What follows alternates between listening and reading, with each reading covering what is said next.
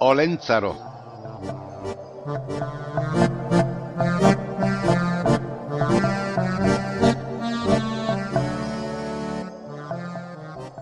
Beste izen batzuk ere baditu.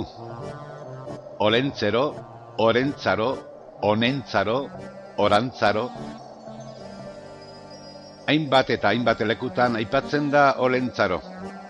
Gipuzkoako eskualdean, Oresan, Irunen, Oiartzunen, Donostian, Zarautzen, Andoainen eta Berastegin. Nafarroan, Arakilen, Lesakan, Beran eta Larraunen.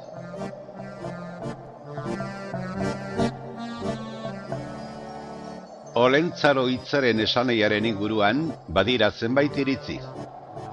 17. mendeko López Martínez de Isasti kronikariak aipatzen du lehen aldiz, honen aroa edo garaia esan nahi duela eta garai batean Gabon egunari deitzen omen zitzaiola horrela. Ondoren, beste autore batzuek ere ildo beretik jarraitu dute.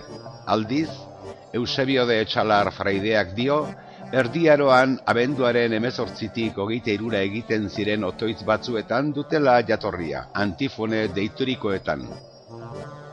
Otoitz hauek, o letraz hasten ziren guztiak, eta hortik dator oren aroa edo garaia esanahia.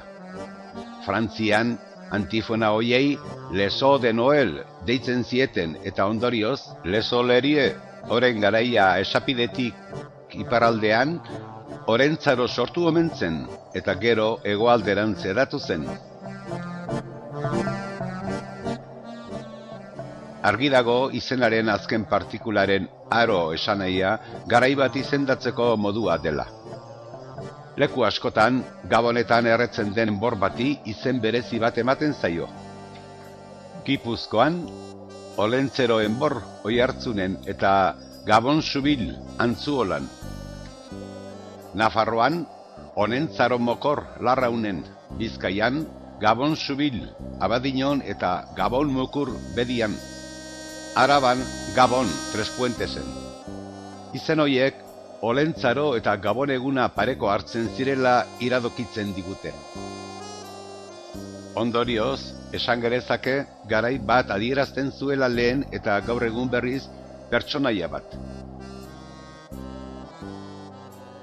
Gipuzkoako leku askotan, eta baita Nafarroan ere, Olentzaro deitzen zaio mendian txabola batean bizi den ikazkin xelebre bati.